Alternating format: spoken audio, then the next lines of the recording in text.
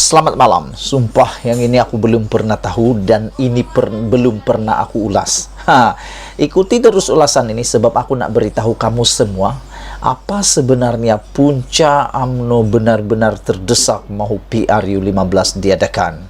Meskipun ramai rakyat, sebahagian besar rakyat tidak mahu PRU dibuat pada musim tengkujuh ini, namun PRU tetap nak didesak oleh geng-geng Zahid Hamidi juga oleh UMNO. Dan aku fikir perkara ini Anda harus ketahuinya dengan sungguh-sungguh. Dengar sampai habis kerana ini adalah pendedahan fakta yang benar. Sokongan Melayu merudum, punca UMNO terdesak PRU awal. Ini rupa-rupanya punca sebenar sokongan Melayu merudum yang menyebabkan UMNO mahu PRU disegerakan.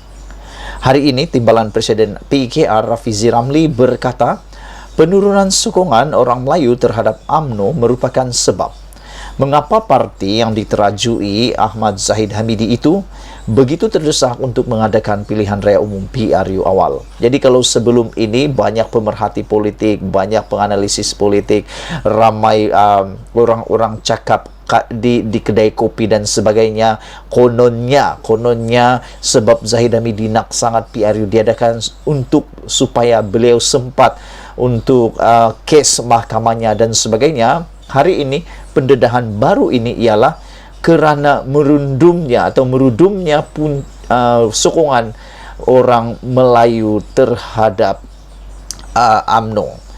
Pada kempen Ayuh Malaysia, malam tadi bekas ahli Parlimen Pandan itu mendakwa tinjauan parti itu baru-baru ini mendapati sokongan orang Melayu terhadap UMNO telah menurun daripada 27% kepada 18%. Data dalam 2-3 bulan lepas dari Julai sehingga September menunjukkan sokongan orang Melayu kepada UMNO jatuh merudum. Awal Ogos, bila kita telefon 2,500 orang pengundi Melayu, kita tanya kalau esok mengundi, you nak undi siapa? Bila kita tanya macam itu, sokongan kepada UMNO di kalangan orang Melayu ialah 27%. Namun 2 PN nombor 3 PH lebih kurang 51% belum buat keputusan. Katanya lagi, awal bulan Ogos, sokongan Melayu kepada UMNO ialah 27%.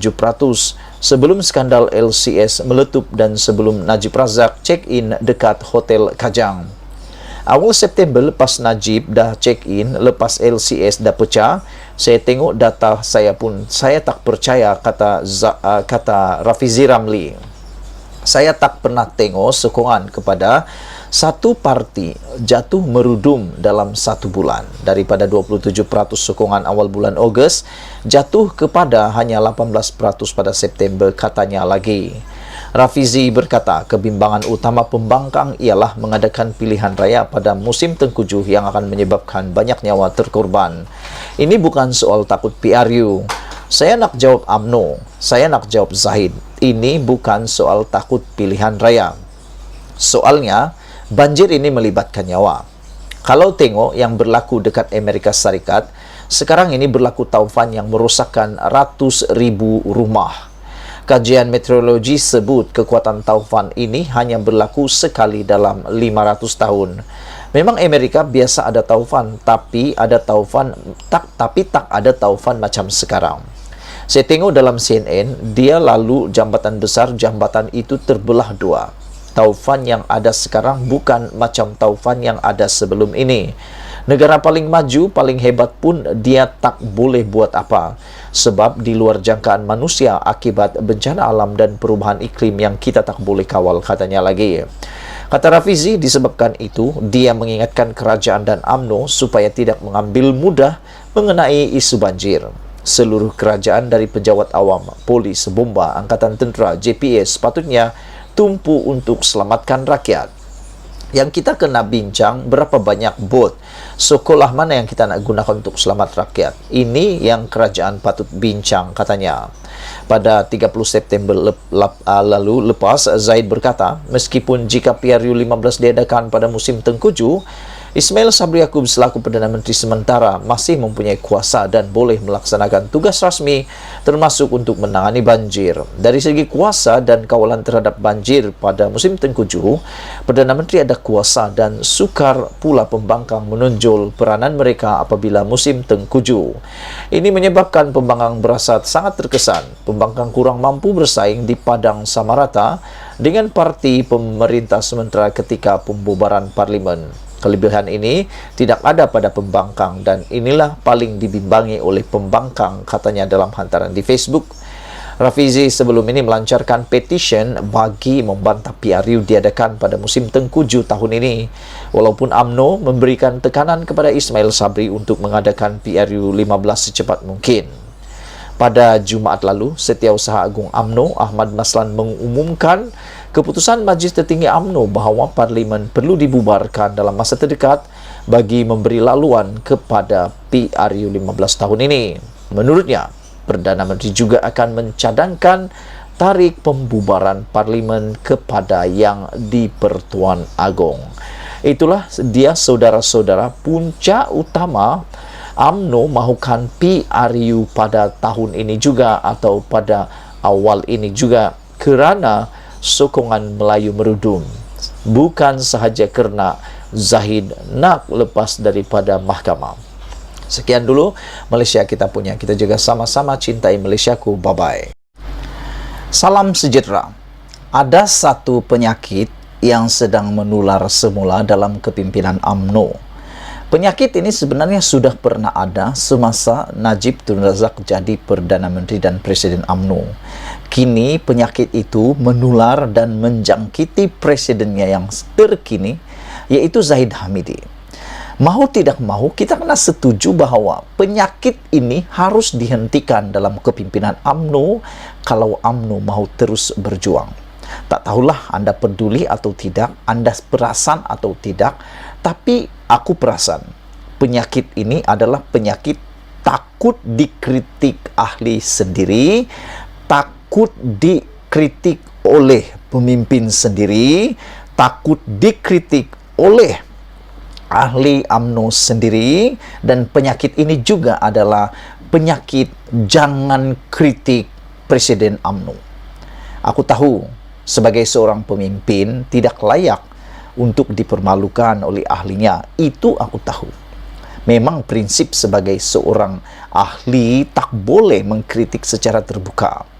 Namun demikian, harus diingat, perkara ini telah berulang dalam kepimpinan UMNO. Bukti paling jelas ialah ketika Najib Tun Razak menjadi Perdana Menteri. Waktu itu, isu tentang 1MDB sangat-sangat panas dibicarakan di seluruh Malaysia.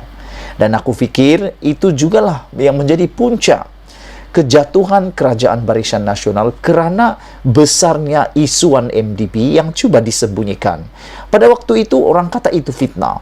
Najib kata itu fitnah. Najib kata itu fitnah. Dan para pengampu-pengampunya juga kata itu fitnah. Akhirnya terbukti apa yang berlaku. Najib telah dimasukkan dalam penjara dan memang sah beliau telah disahkan oleh mahkamah bahawa beliau bersalah dan telah jatuhkan hukuman penjara. Namun gara-gara penyakit yang tidak ditangani dengan segera itu, yaitu penyakit takut dikritik, takut tak boleh dikritik dan suka memecat, akhirnya apa jadi Barisan Nasional tumbang. Aku fikir kalau penyakit itu tak menular ataupun dengan segera dapat ditangani, dapat disembuhkan, aku fikir UMNO Barisan Nasional tak mungkin akan kalah pada PRU 14 yang lalu. Oleh sebab itu, aku nak beritahu kepada kamu semua, penyakit itu sedang menular kepada Zahid Hamidi pula, yaitu takut dikritik, tak boleh dikritik, dan penyakit pecat ahli atau pemimpin yang mengkritik bos. Zahid Hamidi kata akan ada muncul ramai lagi bosku-bosku di dalam UMNO walaupun bosku sudah masuk dalam penjara. Akhirnya bosku yang baru sudah timbul tapi hanya seorang. Siapa? Zahid Hamidi. menggantikan Najib Tun Razak sebagai bosku. Bosku yang pertama dulu yaitu Najib Tun Razak memecat Muhyiddin Yassin sebagai timbalan Perdana Menteri waktu itu karena mempersoalkan dan bertanya tentang kedudukan 1MDB.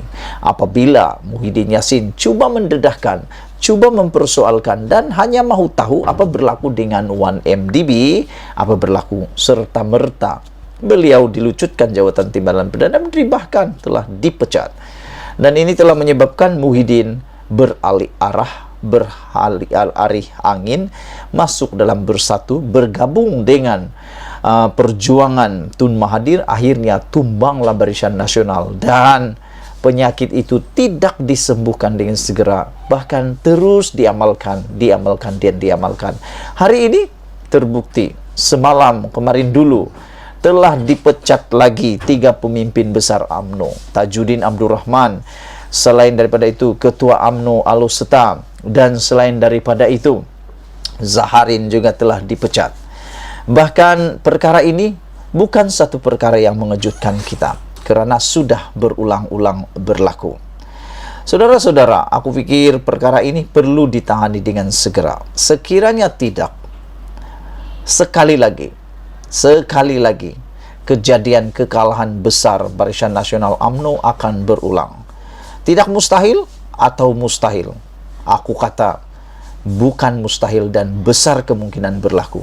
Kerana hanya nila setitik rusak susu sebelanga.